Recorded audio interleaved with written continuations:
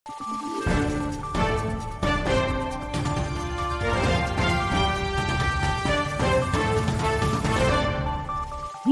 araw, Pilipinas! Ito ang Valiente News hatid sa inyo ng Office of the Vice President. Good news! Unti-unti nang naging maayos ang kalagayan ng mga mag-aaral sa Pedro Oloy Roa Elementary School sa Cagayan de Oro City sa tulong ng Pansarap Project. Si Maribeth Adlawan sa report. Naglungsad ng nutrition, education session at Pansarap Buns distribution ang mga kawani ng tanggapan ng pangalawang Pangulo sa Pedro Oloy Roa Elementary School sa Cagayan de Oro City. Sa nasabing aktibidad, tinalakay ang iba't ibang paksa na may kaugnayan sa nutrisyon tulad ng 10 Kumain Ments at Pinggang Pinoy. Ipinakita rin ang tamang pamamaraan sa paghuhugas ng kamay.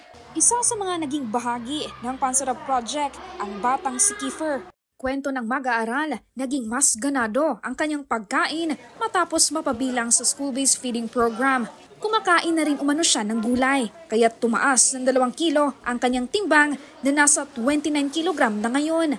Salamat sa mga panghatag niya na pansarap kay dagan ang mga niwang nagitaas ang timbang. Excited din tuwing recess time ang mag-aaral na si Chanel dahil sa Pansarap Buns at ang kanyang paboritong flavor. Sweet potato. Lami siya na tamis na tamis na pan. Magpasalamat sa paghatag sa mga free na pan kay uban estudyante kay walay lunch. Mula dito sa Cagayan de Oro City, ako po si Maribeth Adlawan. Lahat para sa Diyos, bayan at pamilyang Pilipino. Valiente News. Bilang ng mga paaralan na naging benepisyaryo ng Pansarap Project, alamin sa susunod na episode. Muli ako po si Claudette Loreto para sa makabuluhan, naninindigan at matapang na mga ulat at impormasyon. Maraming salamat.